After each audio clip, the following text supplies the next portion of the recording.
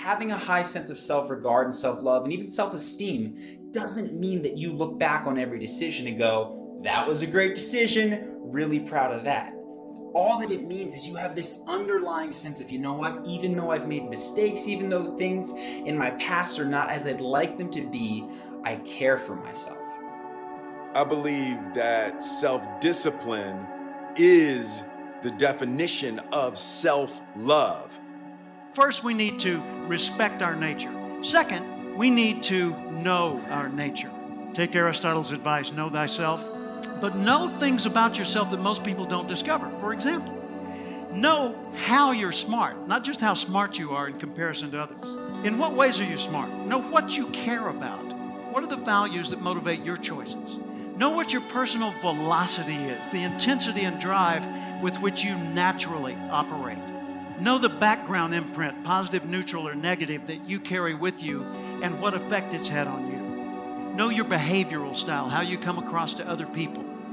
Know the patterns in your choices so that you're continually learning more and more about what it's like to be you so you can do an even better job of it. That when you say that you love yourself, that means that you have behavior towards yourself that is loving. It's like you say to yourself, hey man, look, I know you want to eat that pizza and it'll be really good, but I can't let you eat that, man, because if you eat that pizza, you're going to feel like I love you too much to let you eat that. If you were to ask yourself in the present moment all the time, how would I behave right now if I truly loved myself? You're not going to find answers like I'd sit down and watch TV for another 4 hours. Typically, you're going to do things that are good for you, that are productive and good for other members of society. Self-love is when you say to yourself, oh, man, look, I know you and that girl got a real connection. I know y'all vibe, but that's your girl's cousin. So I love you too much to let you do that. Self-love is, hey, look, I know you got a test on Monday, and I know you really want to go out with your friends. It's Saturday night, you want to go out, but if you fail that test, you're not going to feel good about yourself. I love you too much to let you go out tonight.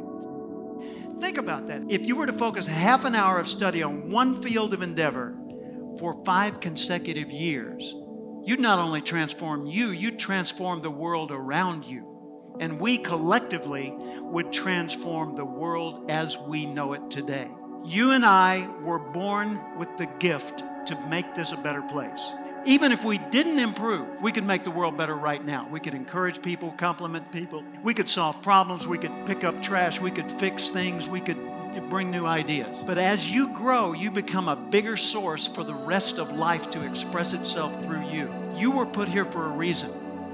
If you feel like you don't love yourself right now, what I encourage you to realize is that self-love is first and foremost a choice. It is a choice that says, I decide to be happy. I decide to care for me. I decide to accept that, yes, in the past I've done things I'm not proud of. And I decide from this moment on that I'm going to be the type of person who takes care of myself, who makes decisions that do make me proud.